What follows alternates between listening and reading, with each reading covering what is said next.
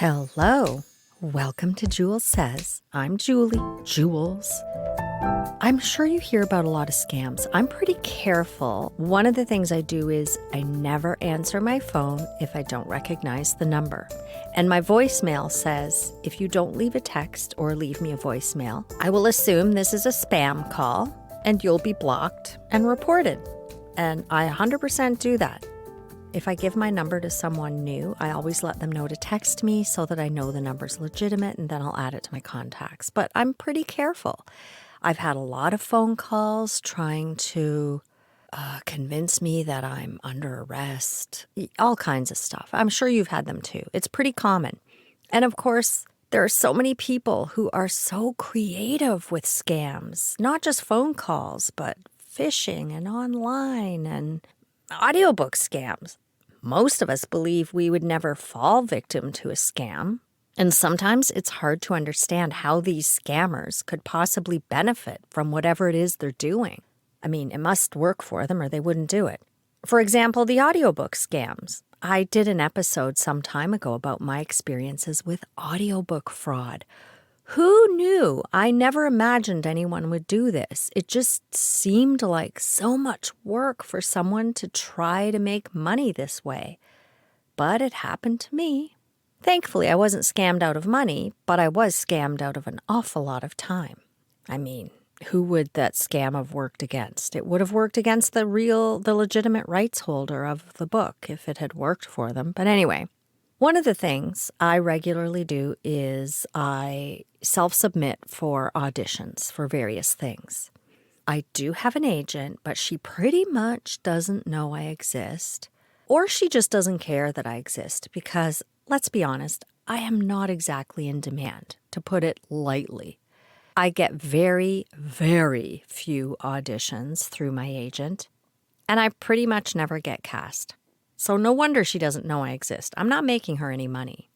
However, I'm not dead yet, and I still have the dream of spending some of my days at least pretending I'm someone else. And if I can make a little bit of money pretending I'm someone else, that would be even better. And I'm a good worker. I'm very reliable. I'm an easygoing person to work with. So I have always sort of thought that maybe, just maybe, if I get the right gig, the production team or the director might want to work with me again. And hopefully that's how I get my consulting work. I work with people, they want to work with me again, and then they're on another job and they recommend me. Or they just recommend me. That's how I get my jobs. Recruiters don't find these jobs for me. People just contact me. And I'd love to get to that point in the world of pretend. But so far, nah. So I self-submit for all kinds of things, not audiobooks anymore. Self-producing those audiobooks is a time-consuming slog, and I do have a day job again. But I submit for voice work on voices.com, and I occasionally get small jobs.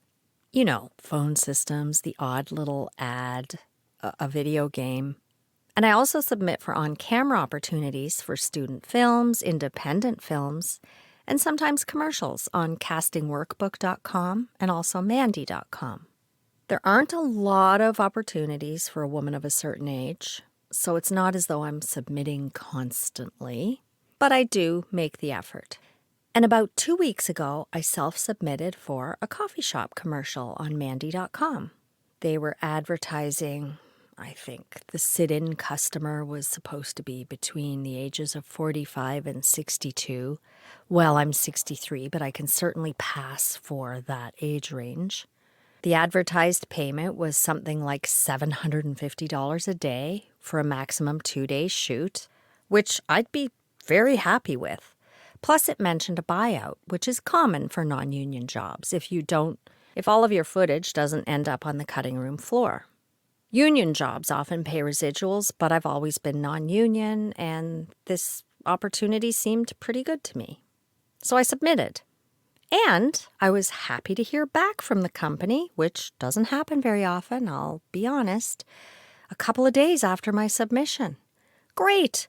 They sent me a link to a file with audition instructions. This isn't entirely unusual.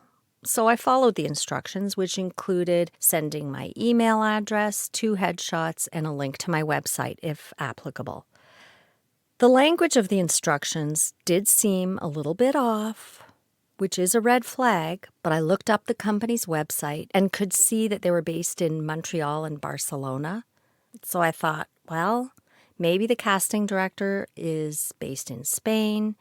Maybe he speaks Spanish, and maybe he used some app to translate to English, which could explain why the English was a little bit awkward. The thing is, I wanted this job. And sometimes when we want something to be true, we explain away the little red flags. We try to apply logic and go against our gut, although my gut wasn't exactly raising huge red flags here. That was really the only thing. But haven't we all done this with relationships? In retrospect, I was doing this with this job. So I sent the info.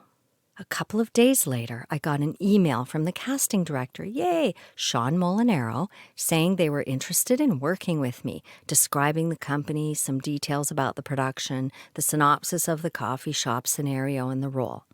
The email said their selection would be made based on just the headshots. No audition, which I thought was strange. But again, I think because I wanted to believe this was a legitimate gig, I chalked that up to it being a non-speaking role, even though I have auditioned so many times for non-speaking roles. They don't just cast you from headshots. At least if they do, it's rare.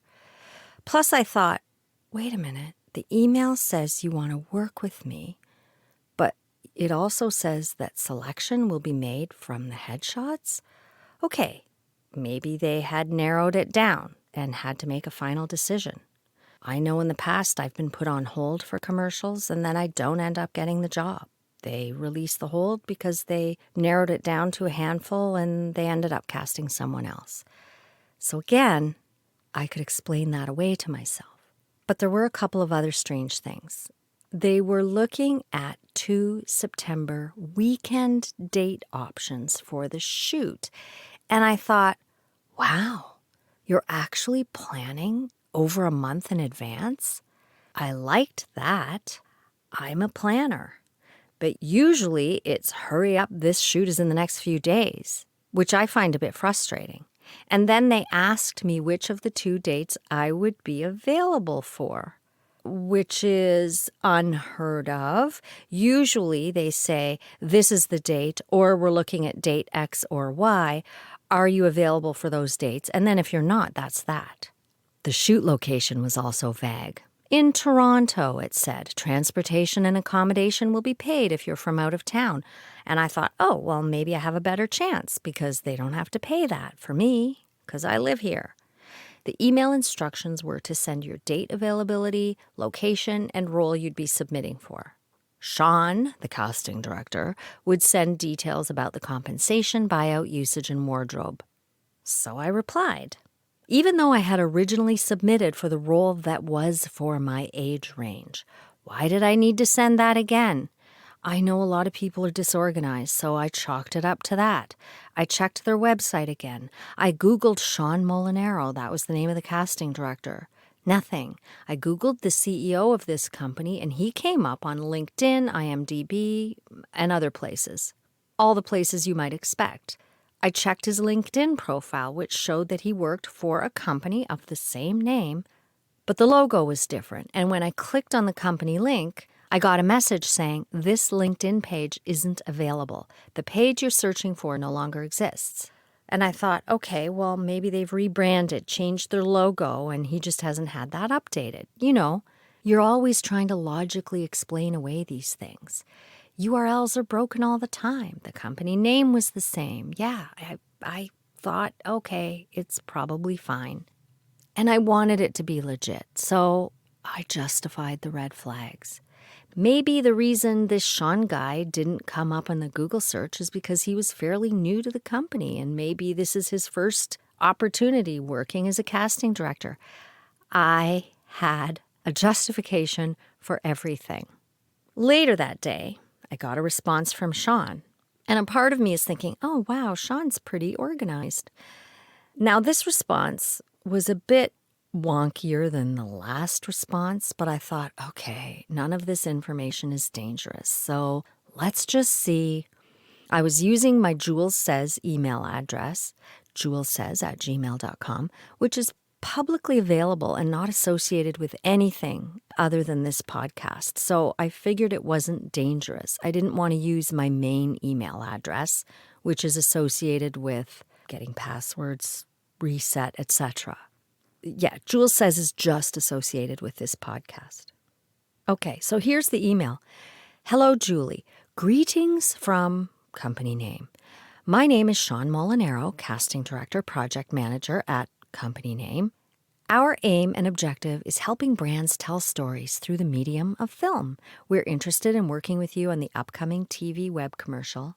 Wait a minute, maybe that's not the one. Okay, skip all this shite. So here's the email I got back. Hello, Julie. Thank you for choosing to work with company name. Please find below the necessary details and more information required from you for this shoot. Compensation, buyout fee, and non-union contract details. $750 Canadian per day and $4,500 Canadian for buyout, which is a total of $6,000. This is expected to be a 2-day shoot, which involves up to 5 to 7 hours daily, which, in my experience, is a short shoot day. Usually they want to get it done in one, and it's 12 hours. Anyway, we can arrange full day shoot for you in case you have a tight schedule. Are you kidding me? I'm not a superstar. Why are they offering to accommodate me? There will be a contract agreement upon acceptance. Fine. Usage, national TV and web for 9 months only, a possible repurchase for usage at the end of 9 months, blah, blah, blah. Wardrobe and makeup. This is weird. It says, we'll cover your hair and makeup as well as your wardrobe. Your wardrobe consists of high-end fashion products, clothes, shoes, custom wares, and fashion accessories. A wardrobe allowance will be allocated to you in line with company policy, and you'll be instructed on how you will shop for your wardrobe just in time before the shoot. Well, that is the weirdest thing I've ever seen. If it's super low budget, they expect you to just bring your own wardrobe.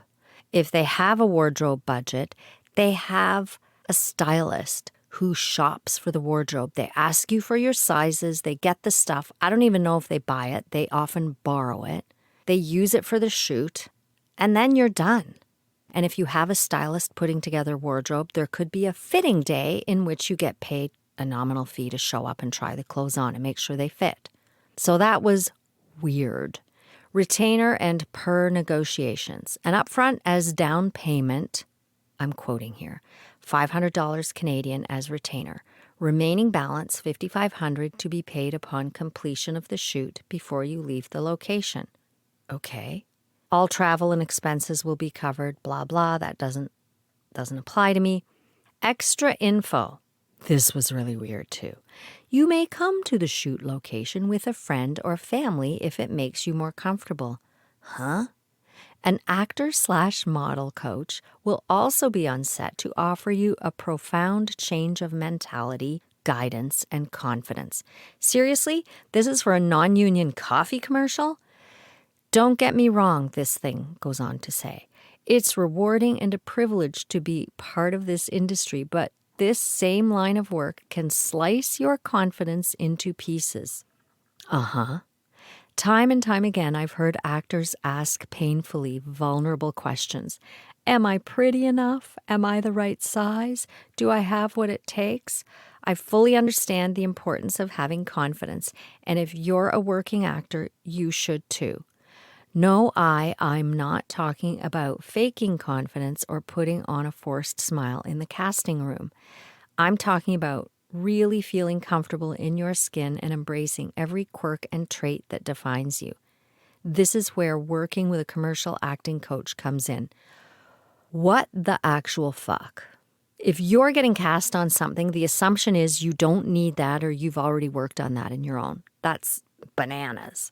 Company note. In addition to film and video production, This company also offers training and related development services to models and actors for additional fees depending on experience level and select division. Okay, there I'm thinking, they're selling training. Okay, there's the scam. They're reeling you in, saying they're casting you for something, but really they're going to sell you training. Fine, I'm not going to buy their training, so I'm thinking, that's fine. Rewards. This will be fun days of shooting as you get to keep all wardrobe after the shoot.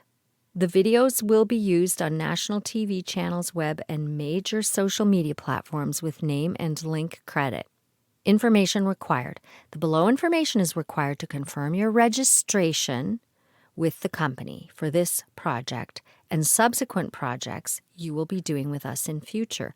So here now they're trying to draw you in with not just this project, but future ones. So at this point I'm thinking, okay, they really are just selling training. But now I'm curious. So they ask for the following information: legal name, stage name, if any, contact phone number, age, experience, if any, link to your talent profile or resume, social media presence, present occupation. And then there are a bunch of privacy policy and confidentiality terms. So fine. I'm curious now because I'm like, yeah, they're trying to scam me here. So I responded. Then I get another email. Hello, Julie. We have acknowledged the receipt of your information via email. Registration confirmed! ! Our highly esteemed team of professionals have been able to access your headshots, credibility, and potential. Based on this fact, the company have decided to grant you an opportunity to partake in this shoot. Okay, now I've been told 3 times I'm going to be in this shoot. On the above subject matter, the entire team at company hereby congratulates you on your successful emergence. It is a great honor to have you on board. Oh boy, English language. Was this Google Translate? Maybe. Congratulations and welcome on board! We hope you'll have an amazing time working with us. We are looking forward to a successful working relationship. We believe in your skills, talents, and knowledge that you can use for our clients' and company's improvement. And I'm thinking, what the hell? I'm not signing up to be an employee. Anyway, further details are as follows. Remuneration, $6,000 Canadian, upfront $500, balance $5,500 shall be paid immediately after the shoot. Okay, this doesn't make sense because I've never been paid anything upfront. And secondly, how do they know at the end of the day of the shoot that you're going to make the final edit and be entitled to the buyout fee? Doesn't make sense. I thought the per diem was $750. Anyway, so I'm reading this going, that doesn't make sense. Payment shall be made in 2 installments. Both payments shall be made by check. First payment shall be made up front, and second payment shall be made upon completion of the shoot before you leave the location. Oh, now I'm really smelling bullshit. But it gets better. Retainer and wardrobe expenses. Your first payment will be an all-in-one check for $4,300 Canadian. What? The all-in-one check is to cover for your upfront booking payment, $500, and that of your wardrobe expenses, $3,800 for wardrobe. The second payment check shall be your balance payment for $5,500 Canadian, which you shall receive upon completion of the shoot. $3,750 for wardrobe? What the hell? This is a coffee commercial. Aren't I supposed to be Mrs. Average sitting in a coffee shop? That does not add up. And it doesn't add up that they would have the talent going shopping for the wardrobe. I smell bullshit. Location of the shoot. We have to make sure everything is in place before we confirm our location booking. We are currently looking between locations because we need to pick one suitable for the project. So I'll let you know the details ahead of time as soon as you have your wardrobe in place. 96 hours to the shoot. Oh, there it is. There it is. They're going to have some scam where they're going to send me this bogus check, have me somehow spend money on something for some wardrobe that I'm never going to get, and then the check will bounce. That has to be it. There's no way. This is a coffee shop commercial. They even named the coffee shop in one of the emails. And so I Googled the coffee shop. They only have 3 locations in Toronto that I could see. It should not be a challenge to narrow down the shoot. And coffee shops are open all day, Saturday and Sunday. And they're busy on Saturday and Sunday. So if you're actually shooting on location, it would be a night shoot after it was closed, if it was a coffee shop that wasn't open 24/7, like Tim Hortons is open 24/7. The only other option would be you've got a studio with a set designed to look like the coffee shop. That's the only other option. But that's expensive, and they would know what that was. And anyway, they'll let me know 96 hours to the shoot. That doesn't make sense. Then they attached a talent release contract letter, and it said, attached is the talent agreement contract. Kindly revert with a countersigned copy as soon as possible. Payments will be made as per contractual agreement after both parties sign the agreement contract, blah, blah, blah, blah. The accounting department head by, and then they named someone who was Googleable, will issue out a certified check payment for confirmation of mobile picture deposit as part of our policy to adhere with mobile deposit load.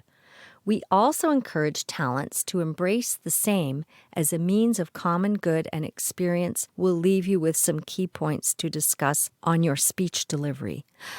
That was word salad. And I know that if this check is a foreign check, it's going to take 3 to 4 weeks to clear. So there we have it.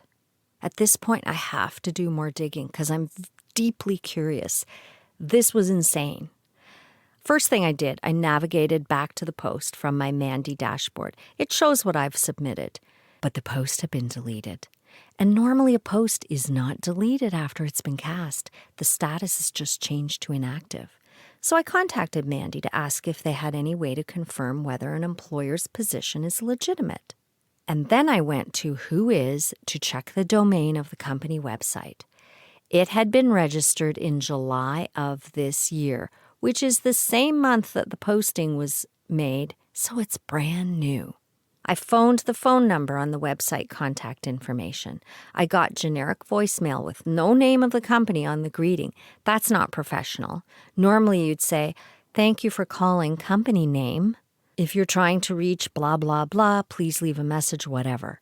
So then I Googled the Montreal address on the website contact page. And it was a legitimate address, a building with other businesses, but no mention of this business. I tried Googling the business for an office in Barcelona. Nothing. So I thought, fuck it, this is definitely a scam. But I've got to know. So instead of signing the contract and sending it back, I replied to Sean with, "Hello, Sean. Can you provide additional information about the wardrobe requirements? Why is the location contingent on wardrobe? Also, at which location are you based?" Surprise, surprise, no response. Shit. Then I thought, I wonder if this CEO is aware that his name, likeness, and company name are being used by someone else. Or is it possible that it really is him and he's part of the scam? So I went back to LinkedIn and IMDb to get this guy's contact information. He's shown on those sites as a producer, not a CEO of anything. The domain name was close to the scam domain name, but not quite.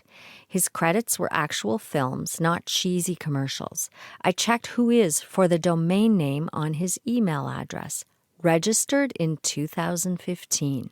I went to the domain.com and was redirected to a Facebook page, which was nothing like this website that this Sean Molinaro had sent out. So then I emailed the guy. I thought, should I? Shouldn't I? But I did. "Hello, CEO guy." I'm not going to name him. "I thought I should let you know about a casting on Mandy.com that seems suspicious because your name and photo is on their website." I went on to explain why I was suspicious and what I did to find out more information. You're welcome. I didn't put you're welcome. So the guy gets back to me. Dear Julie, thank you for bringing this to my attention. Greatly appreciated. Did you happen to save a copy of the posting on Mandy? This would help me in shutting down their fraudulent website. Sincerely, CEO Guy. That was a terrible accent. I have no idea what... I'm sorry. I just wanted to give him some character. And then last week, I heard back from Mandy. They asked me for more information, but then which I sent to them, and then I heard this back. Hi, Julie. This person has been banned from our site. If you are engaging with this person on other platforms, we highly recommend that you immediately cease contact and block their information. Additionally, we strongly suggest double-checking that your phone number, address, and or email address are not shown on your public profile or resume. I did send them my phone number. Please note that many scammers continually change their names, locations, email addresses, and the name of the agency or company they claim to work for. Often they'll use stolen identities, maybe they're going to steal mine, and link to real websites that they do not really work for in order to sound legitimate. Many scams in the entertainment industry specifically target aspiring models. Well, that's not me. So please be cautious, as this scammer may try to contact you again using a different name. You may also wish to file a report about this scammer with your local authority that handles internet fraud. They won't care. Though this will vary depending on which region you're located in. No shit. Should you encounter any other suspicious propositions, please alert us ASAP and we will take action in 3 to 5 days. That's how long it took them to get back to me and ask me more questions. The day after I received that response from Mandy.com, they sent a generic email to people who had submitted or been in touch with these scammy McScammersons. The title, Casting Award Alert, Coffee Shop Brand Commercial. Ooh, dear actor, our records indicate that you may have been contacted about the following casting call before it was disabled on our site. Soon after the project was posted to our site, we removed the notice. Did you, though? The casting call titled Coffee Shop Brand Commercial is allegedly a scam. The listing was fraudulently posted under the name CEO Guy. Neither CEO Guy or his company are associated with this posting. The listing has been rejected and the account that posted the listing has been permanently shut down. The individual is using multiple email addresses, including the ones that were sent to me. I sometimes wonder if this really came to their attention where they finally sent out the email after I contacted the CEO Guy. Anyway, I would like to think so. We recommend cutting off all contact with them immediately. If you've already been in contact with the scammers, you may wish to contact your local police authorities and or Action Fraud. And then I got Action Fraud, police.uk. So I guess if I were in the UK, there'd be some recourse. Who knows? The FBI Internet Crime Center can be contacted here. And of course, that is an American site. FBI doesn't cover us in Canada. We're just out here in the northern hinterland, exposing ourselves to all kinds of risks with no protection. The following article provides information intended to help you identify questionable situations. Anytime a suspicious situation arises, out of an abundance of caution, we also recommend cutting off all contact with the suspect user. If you ever encounter questionable content or receive a suspicious message on our casting platform, please contact us immediately or report your concerns to our customer service team, and our team will investigate. Okay, so that was fun, and I Googled casting scams. What could they possibly have to gain? I mean, I guess they can get identity information. They can get headshots to use on fake websites. So if you see my picture and name, Julie McCarthy, on some website that has nothing to do with me, definitely it's not me. The only thing I do is this IT stuff and the Jules Says podcast, really. There is an article of signs of a casting scam. Bad grammar. Yes, they use nonsensical job titles. Now, this wasn't a nonsensical job title, but it was kind of crappy English. Strange email addresses. These were normal email addresses. Prepayment. No legitimate project will offer to pay you up front before you've actually done any work for them. No shit. Scammers, however, will frequently offer to pay up front, but you'll never get any real money from them. They try to trick you into revealing your banking details, or they try to trick you into sending them money after you've deposited the check. Casting without an audition. Some real projects might cast actors online without meeting them first, but it's more common among scammers to claim they want to hire you without meeting you. No location. Casting scams will often say they're shooting near you without being specific about the location. Or they'll change the state to match your location if you tell them that you've moved. Yeah, well, this one right off the bat did say Toronto, so. But they weren't specific about the location. Unexpected fees. If an opportunity requires any sort of payment from you to participate, then the fee requirements should be clearly spelled out in their original listing. If the producers surprise you with fees or dubious obligations that weren't mentioned in the original casting call, be wary. This could be a case of pay to play or bait and switch and should be reported immediately. Ultimately, if a casting call appears to be too good to be true, oftentimes it is. You are not that talented, and if you're not famous, they're not going to offer you a shit ton of money for shit. I added that. That wasn't in the actual blog. So yeah, aside from identity theft, which would be bad enough, at the time, I just couldn't imagine what the scammers could possibly gain from this. But of course, the key is the offer of upfront payment. One other site I checked said this: sometimes they mail you a check and have you deposit that check, and then they contact you and say, hey, we've sent you too much. Send us X amount back. Well, that check is never going to be any good, and what you're doing now is sending back your own money. So they were probably going to ask me to send money back before the check cleared. Or maybe they had some scam website where it's like, you have to buy your wardrobe from this website, but then they were never going to ship anything. But of course, I wouldn't have done that for sure. I remember years ago, Joanne sold a coat online for quite a bit of money, but she didn't have enough money to ship it because the bank had put a hold on the check that was sent to her as payment for this coat.